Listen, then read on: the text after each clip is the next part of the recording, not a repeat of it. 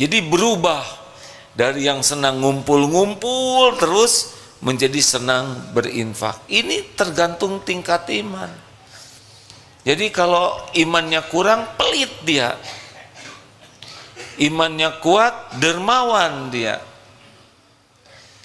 Tidak punya rumah, banyak yang stres. Karena memang dunia terus.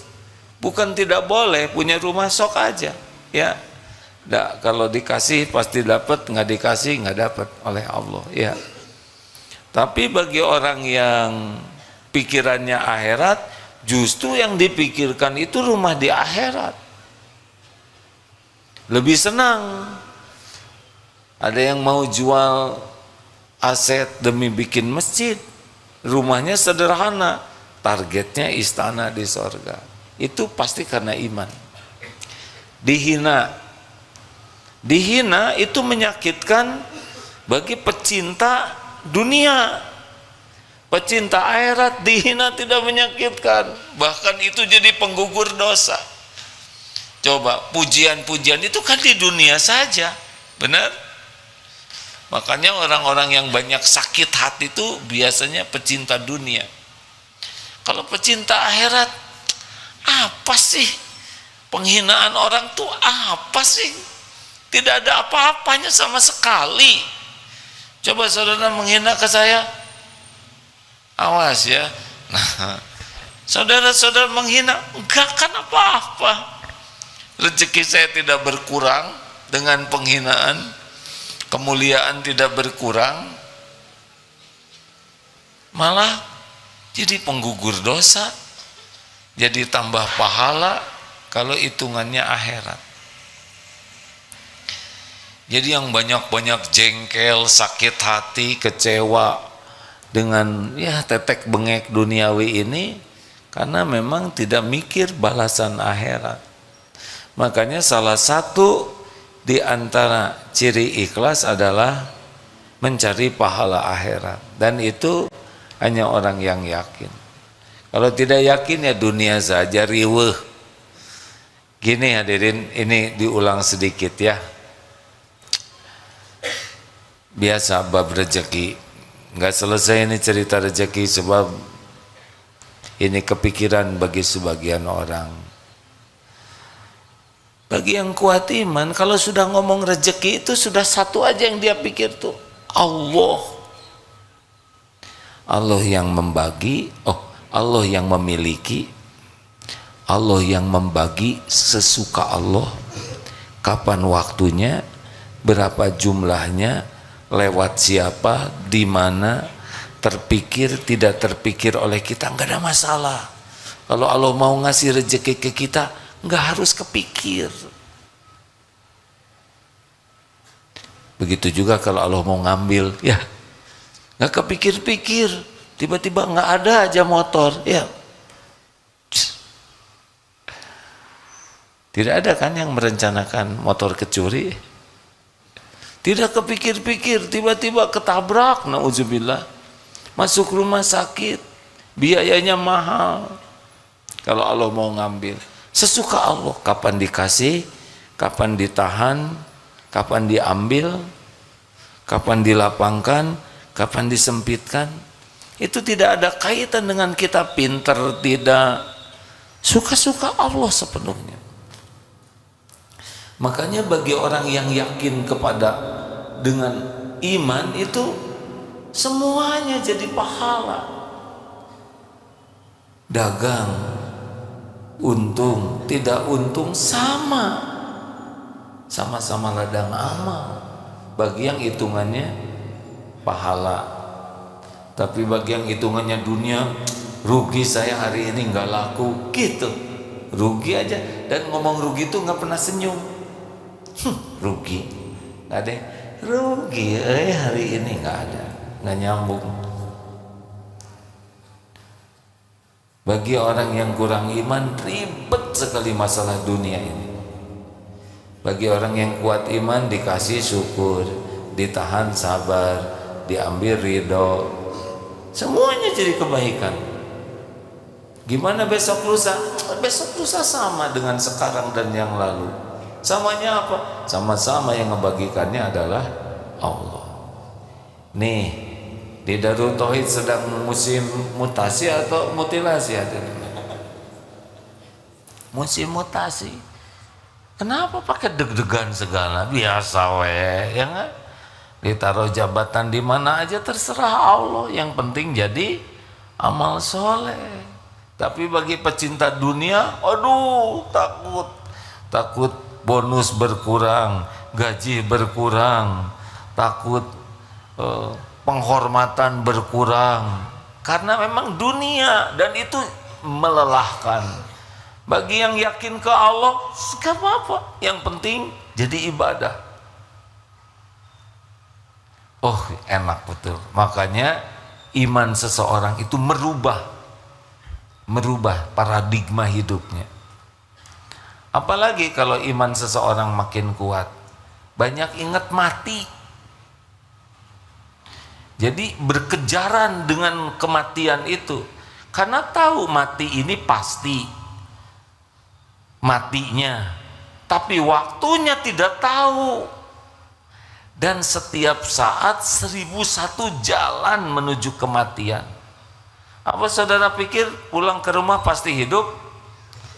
Berapa banyak yang pulang kantor meninggal? Mau dharma wisata, dadah, bersenang-senang, pakai baju, bawa segala macam. Kemarin 11 tuh. Tidak pernah terbayang mobil akan blong remnya. Apa direncanakan oleh supir? Tidak. Yang punya mobil merencanakan rem blong? Enggak. Tidak ada yang nyangka pertemuan dengan anak itu yang terakhir kalinya. Masih ingat cerita kemarin yang naik motor moge? Tidak terbayang naik moge itu menuju tempat kematiannya. Makanya orang yang kuat iman cirinya adalah banyak ingat mati, karena tidak mau gagal, mati su'ul khotimah. Ayo cek, sudah beli belum pakaian terakhir? Biar aja lah yang nyediain orang lain, nyusahin orang. Belilah, tapi saya juga hadiah deng, pakaian terakhir. Tapi kalau saudara mau pakai duluan boleh. Apalagi kalau orang sudah makin kuat iman yang bisa merubah, seperti yang tadi dikatakan ya, kalau orang kuat iman itu jadi jauh lebih sabar. Sabar karena tahu tiap kejadian terjadi dengan izin Allah, dan tiap kejadian yang Allah izinkan bagi orang beriman pasti baik. Walaupun tidak cocok menurut keinginan kita, enggak apa-apa, pasti baik kok. Karena yakin Allah maha baik, dan yakin selama ini Allah berbuat baik kepada kita, dan yakin sampai kapanpun Allah maha baik, dan kita milik Allah. Kalau Allah berbuat sesuatu pasti yang terbaik, walaupun tidak cocok dengan keinginan kita, enggak apa-apa, jalanin saja, udah diukur oleh Allah.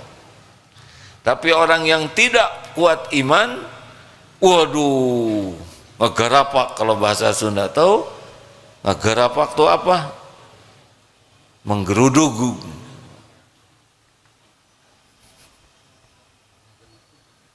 Bukan menggeruduk, menggarapak.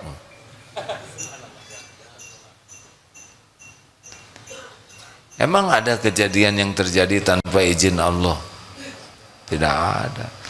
Karena enggak yakin ke Allah, jadi enggak yakin kejadian itu izin Allah. Tapi kalau sudah yakin ke Allah, enggak ada sekecil apapun musibah kecuali dengan izin Allah. Kena jarum pentul izin Allah bukan? Kan? Nggak mungkin, cowos nggak mungkin tanpa izin Allah. Semuanya. Kesandung izin Allah bukan? Keselak izin Allah bukan? Semuanya. Jadinya orang itu yang yakin ke Allah tuh kalau ada kejadian tuh ridho. Saya milik Allah, mau diapain saja oleh pemiliknya ya nggak apa-apa. Tapi pemilik diri ini Allah yang maha baik, yang tidak pernah sekejap pun berbuat jelek, dan selama ini pun selalu memberikan yang terbaik. Terima. Orang yang kanya, wah kamu sabar bener, padahal mah kita yakin ini Allah lagi melakukan yang terbaik buat kita. Gimana kalau nggak cocok dengan keinginan kita? Apalah keinginan kita menafsu, bener? Ngelamar kerja, udah istiqoroh, ditolak. Yang stres mah yang menganggap keinginannya lebih baik. Melamar seorang akhwat, ternyata dia menerima teman kita ya. Oh, pernah kejadian duaan, ini asli hadirin. Yang ini melamar, diantar oleh temennya, ternyata yang ditaksi terus yang nganter. Coba itu hadirin, kalau nggak pakai iman menyeseknya ya nggak, mana tes. Tapi kalau yakin yang ngatur jodoh Allah, gimana? Kalau emang jodoh dia, tapi kan dia nganter, enggak, yang aslinya kita nganter dia, hanya perasaan kita aja kita yang dia antar. Oh, ya Allah, Allah kayak gini ngaturnya atulah, nggak boleh gitu, terima. Hadirin, tiap di antara kita, dengar baik-baik ya, punya kapling takdir masing-masing. Ini walau adik kakak seibu sebapak beda-beda. Dan satu lagi, dan perjalanan hidup ini punya episode yang berbeda. Enggak ada yang bisa keduga episode kita. Betul? Biarin aja, itu mah urusan Allah. Urusan kita mah belajar dengan niat ikhlas, amalkan dengan niat ikhlas. Yang Allah suka lakukan, yang Allah tidak suka tinggalkan. Nah gitu anteng ya, nggak usah mengurus apa yang menjadi urusan Allah. Urusan kita adalah apa yang Allah suruh, ya itulah. Allah nyuruh ikhlas, berusaha ikhlas. Allah nyuruh ini, kalau kita tergelincir, cuma empat ya. Satu, diberi nikmat, terus apa yang menjadi baik? Syukur. Allah ngasih musibah, bagaimana? Sabar. Kalau berbuat baik, apa? Ikhlas. Kalau tergelincir,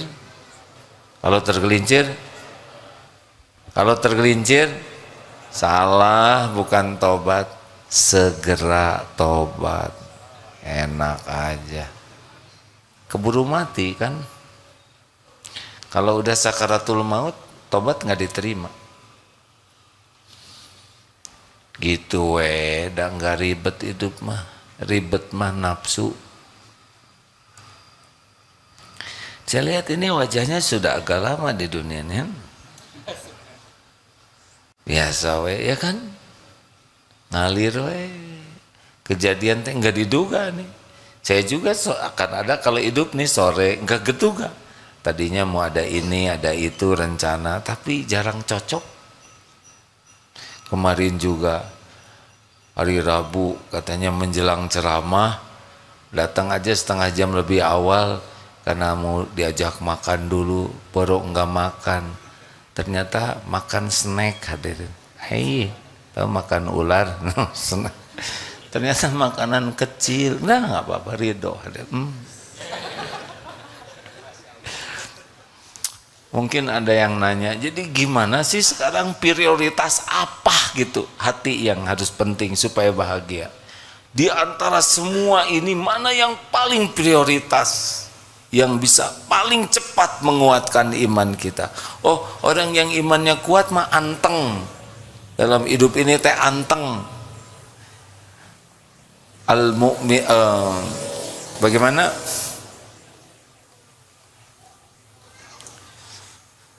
Ajaban li amril mu'min inna amrohu kullahu khair. Sungguh menakjubkan keadaan orang yang beriman, urusan orang yang beriman. Pokoknya keadaan apapun baik aja buat. Jadi ngariwe dan semuanya jadi kebaikan. Kalaupun harus mati, ya udah, ya kita meninggalnya juga udah pasti, benar? Kalau ada yang meninggal keluarga sedih, wajar, tapi tetap ridho ke takdir. Yang membuat menderita tuh adalah tidak menerima takdir.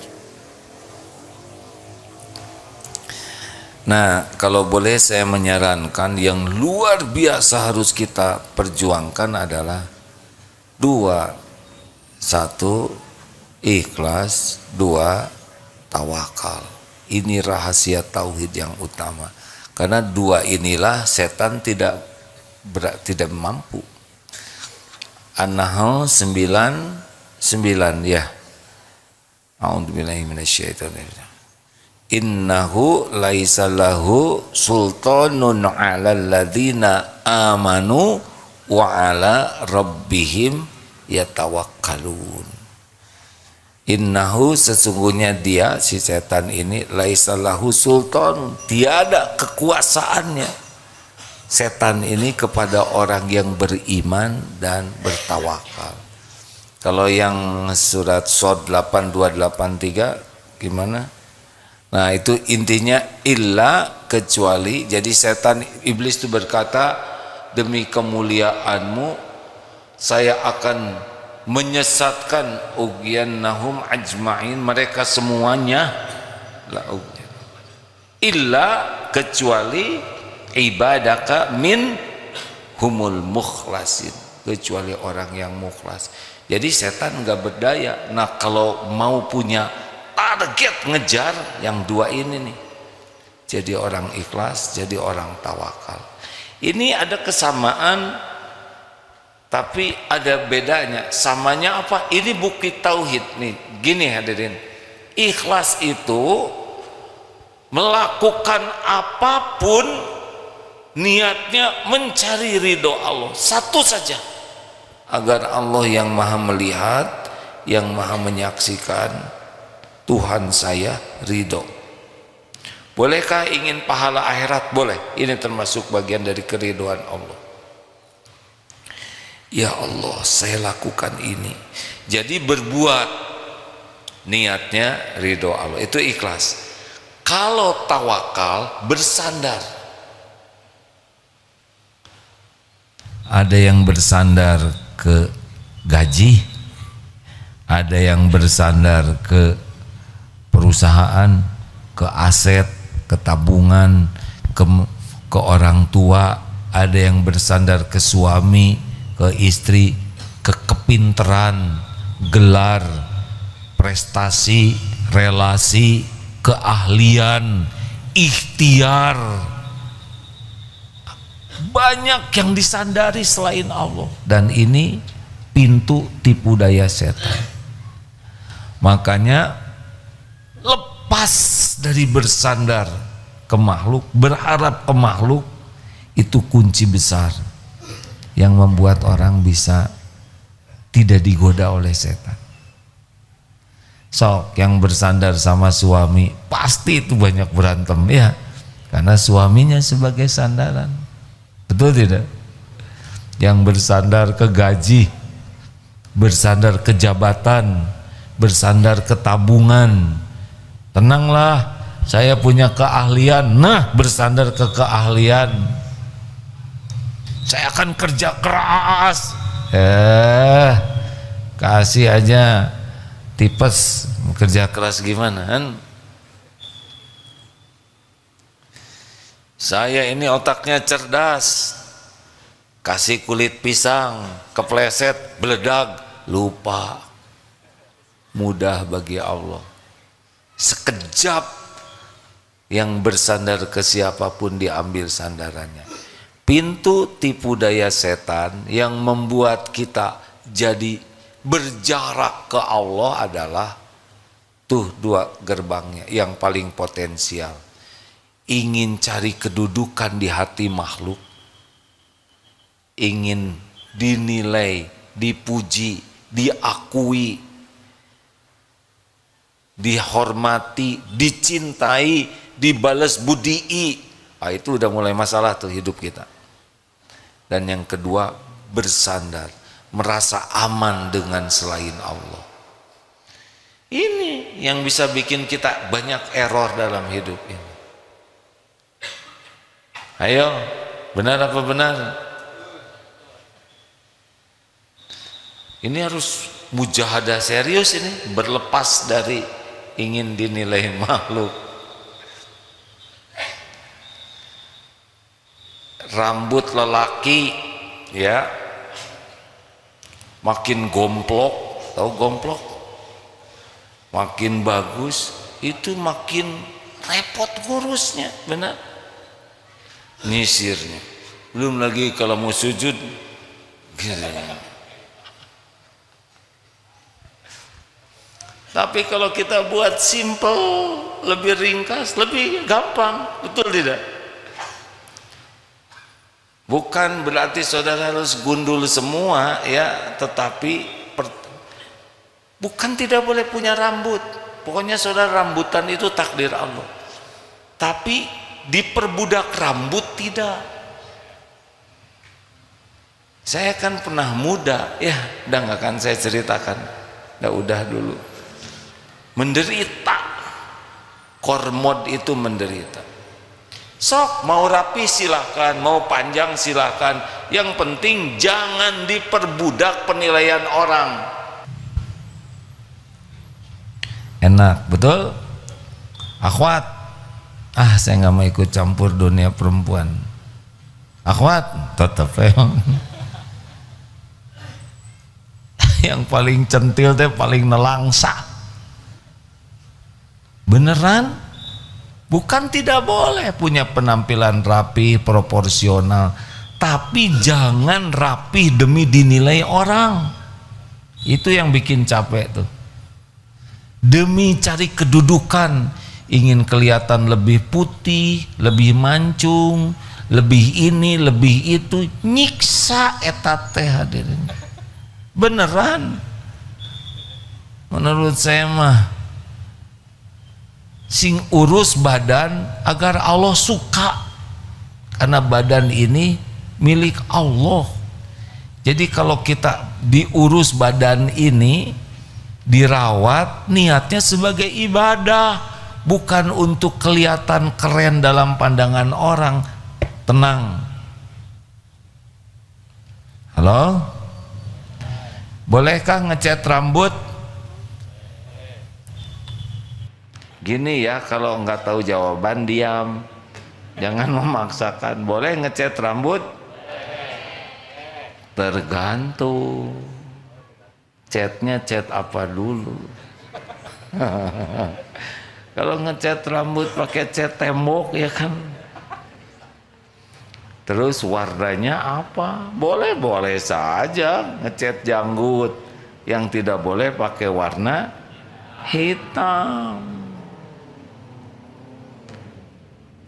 Tapi udah dicat juga yang tumbuh lagi teh yang asli ya nggak? Masa kita harus ngecat terus-terusan? Tapi kalau mau dicat sok aja, tapi jangan demi penilaian orang. Capek, betul? Mau beli ini, beli itu, jangan demi penilaian orang.